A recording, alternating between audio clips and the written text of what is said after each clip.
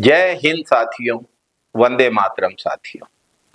25 मई 2013 वो काला दिन जब माओवादियों के हमले में छत्तीसगढ़ के कांग्रेस के नेताओं की एक पूरी पीढ़ी समाप्त हो गई। इस हमले में कुल 32 लोगों की बेरहमी से हत्या कर दी गई थी। ये हमला ठीक उसी जगह हुआ था जहां पर तत्कालीन भाजपा सरकार ने कांग्रेस की परिवर्तन यात्रा को सुरक्षा उपलब्ध नहीं कराई थी। इस निर्मम घटना ने पूरे देश को हिलाकर रख दिया था। हर छत्तीसगढ़ वासी के लिए झीरम कांड कभी ना भरने वाला घाव है। 10 साल के बाद भी ये रहस्य अनसुलझा है। अभी तक झीरम के अपराधी खुले घूम रहे हैं।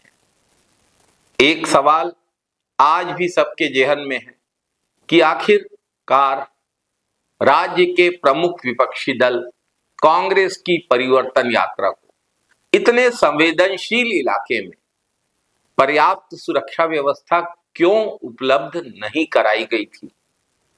और सुरक्षा व्यवस्था, जैसा मैंने पहले भी कहा, यह दुर्घटना उसी जगह हुई ठीक जिस जगह पर तत्कालीन भाजपा सरकार ने पर्याप्त सुरक्षा तो छोड़िए, कोई भी सुरक्षा व्यवस्था उपलब्ध नहीं कराई थी।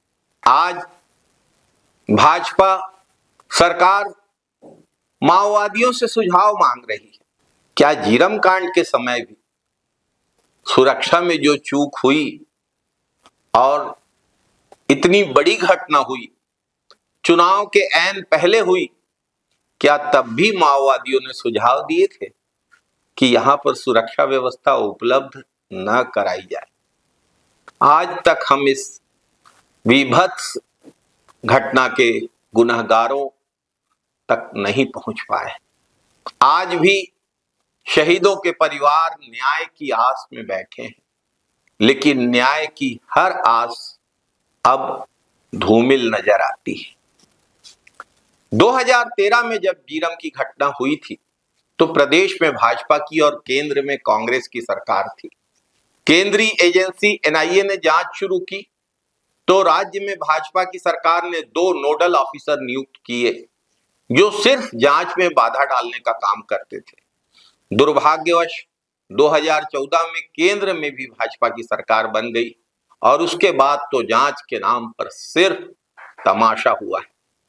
2014 के लोकसभा चुनाव के दौरान धमतरी की सभा में श्री नरेंद्र मोदी ने झीरम घटना के शहीदों के परिजनों को न्याय दिलाने और गुनहगारों को सीखचों के अंदर डालने की बात कही थी, लेकिन भाजपा की सरकार तो बनी, हुआ इसके ठीक विपरीत। एनआईए बार बार छत्तीसगढ़ में कांग्रेस सरकार बनने के बाद जो भी जांच के लिए पहल की गई उस पर सिर्फ अदालत से स्टे लेती रही।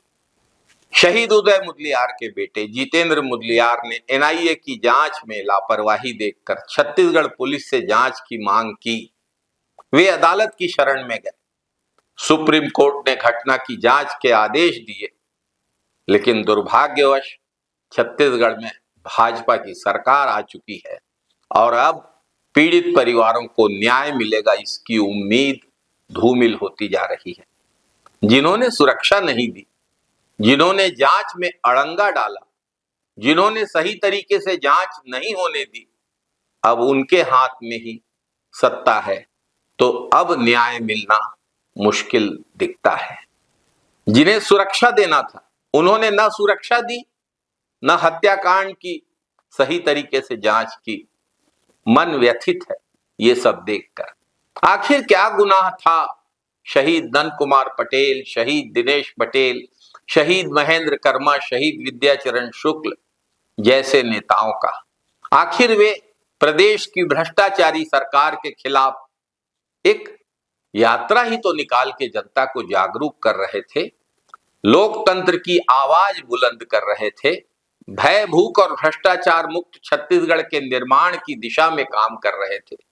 आज शहीदों का परिवार और हम सब 10 वर्षों से न्याय की राह देख रहे हैं, लेकिन प्रदेश और केंद्र की भाजपा सरकार से अब कोई आशा शेष नहीं रह गई है।